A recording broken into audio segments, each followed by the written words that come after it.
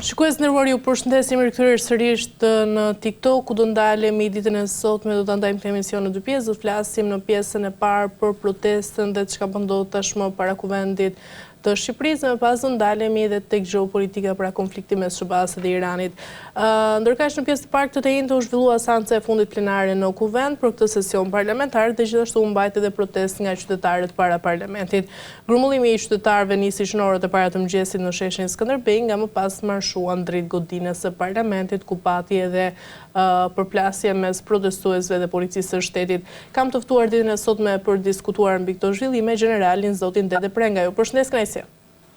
Përshëndetje, faleminderit për ftesën. Atëherë zoti Prenga, për të nisur me atë çka po ndodh tashmë para kuvendit të Shqipërisë, si keni parë situatën e sotme para parlamentit?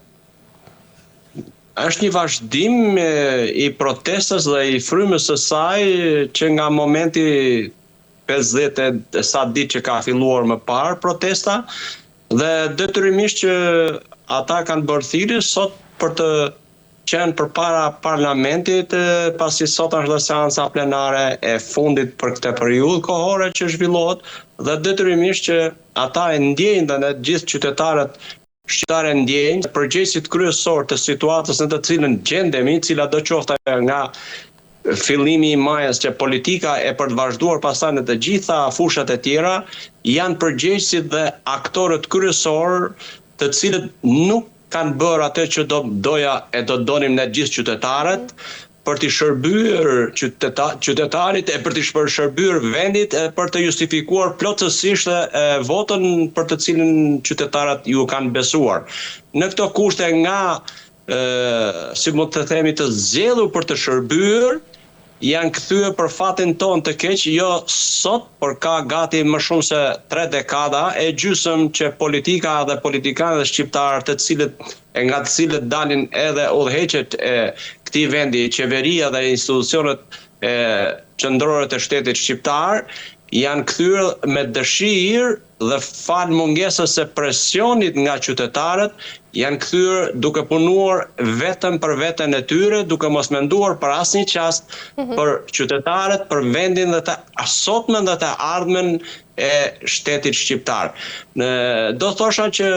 ka shumë faktorë të cilët kanë ndikuar dhe kanë bërë të mundur që situata të agravojë dhe të vejë në gjendjen aktuale që jemi. Pasi për fat të keq një nga elementet kryesor që quhet vetë parlamenti, demokracia e përfaqësimi nëpërmjet parlamentit i popullit, ata nuk e kanë kryer dhe nuk kanë punuar për asnjë çast në interes të qytetarëve dhe të vendit.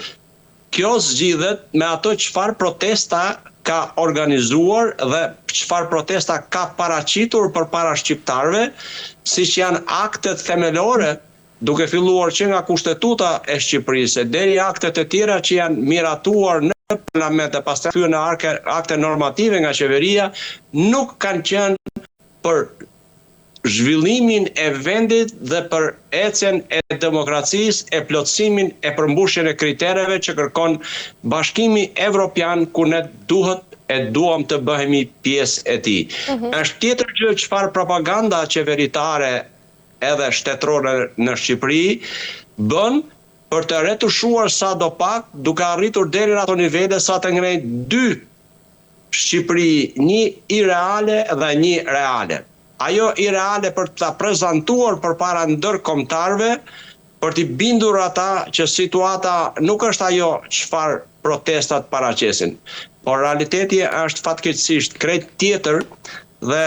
e them me bindje që duhet qytetarët shqiptar të bëhet thirrje, po jo vetëm qytetarët e thjesht, por edhe ata të cilët janë të organizuar e të angazhuar në struktura qofshin ato politike,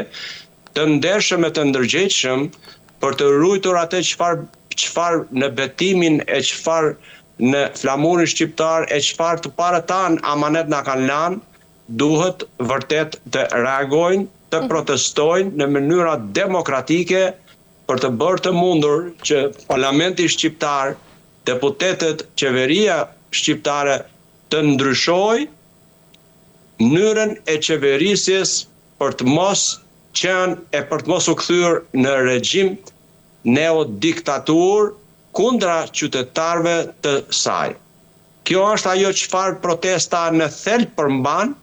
dhe duhet të vazhdoj deri në ndryshimin real të sistemit, të atij sistemi që të gjithë e trumbetojnë si demokratik, por për fat të keq, në 35 vite të ndryshimeve të sistemeve në vendin tonë,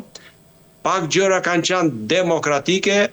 edhe këto kanë qenë fal jo kontributit të qeverisë me të cilat e parlamentit e të gjithë institucioneve të tjera shtetit shqiptar, por fal ndikimit dhe ndërhyrjes së ndërkombëtarëve, të cilët i kanë detyruar e si zakonisht udhëheqësit të cilët zgjidhen apo votohen, emrohen, detyrimisht që ata vetëm kur reagojnë ndërkombëtarët, atëherë fillojnë e ndryshojnë qëndrim e deri edhe në përkulje të pa imagjinueshëm, duke lënë me një anë personalitetin dhe dinjitetin e tyre. Zoti Prenga, pas kaq shumë vitesh pra në pushtet, po përballet tashmë kryeministri shqiptar Edi Rama me krizën më të madhe politike të qeverisë së tij dhe nga ana tjetër e gjithë kjo protestë pra po e sfidon sot jo vetëm qeverinë, por edhe modelin e qeverisjes së mazhorancës deri më tani? Unë do thosha jo vetëm modelin e qeverisjes së mazhorancës, por të gjitha modelet që kemi provuar e kemi parë nga 92-shi e deri në ditët e sotme. Të gjitha modelet pak a shumë kanë qenë në të njëjtin linjë të sinkronizuara për të punuar dhe për të mos menduar asnjë çast për qytetarin, asnjë çast për vendin, por vetëm për veten e tyre. Këte e tregojnë nëse një sy i vëzhguesit të një njeriu normal, pa filluar investigimet e pa bërë punën e tyre strukturat përkatëse investiguese, është krejt e qartë dhe krejt e lehtë për të dalluar se çfarë ata që kanë që të veshur me pushtet, të zgjedhur apo të emëruar, kanë arritur në këto 3 dekada. Kjo është krejt e thjeshtë dhe në parlament, nëse duan vërtet të kthejnë demokracinë e vërtet dhe të punojnë për misionin për cilin ata janë votuar e zgjedhur apo emëruar, e kanë krejt të lehtë të bien në një konsensus opozit-pozit dhe të mendojnë të votojnë një projekt ligj, një ligj i cili bën të mundur deklarimin e pasurisë, verifikimin e pasurisë dhe të shikojnë pastaj se duke përcaktuar një fasho normale të cilët kanë qenë të veshur me pushtet. Kjo do të ishte ajo që do të bënte të mundur jo vetëm të dorëzonin prona që i kanë të pa justifikuara, të pa merituara leadershipi politik dhe ai qeverisës në Shqipëri, por mbi të gjitha do të ndryshonte mentalitetin, sepse cili do që do të zgjidhesh apo do të emrohesh, nga e tashmja e në të ardhmen do të mendonte se do të ishte një ditë, do të vinte një ditë që ata do të jepshin llogari për ato të cilat i kanë vënë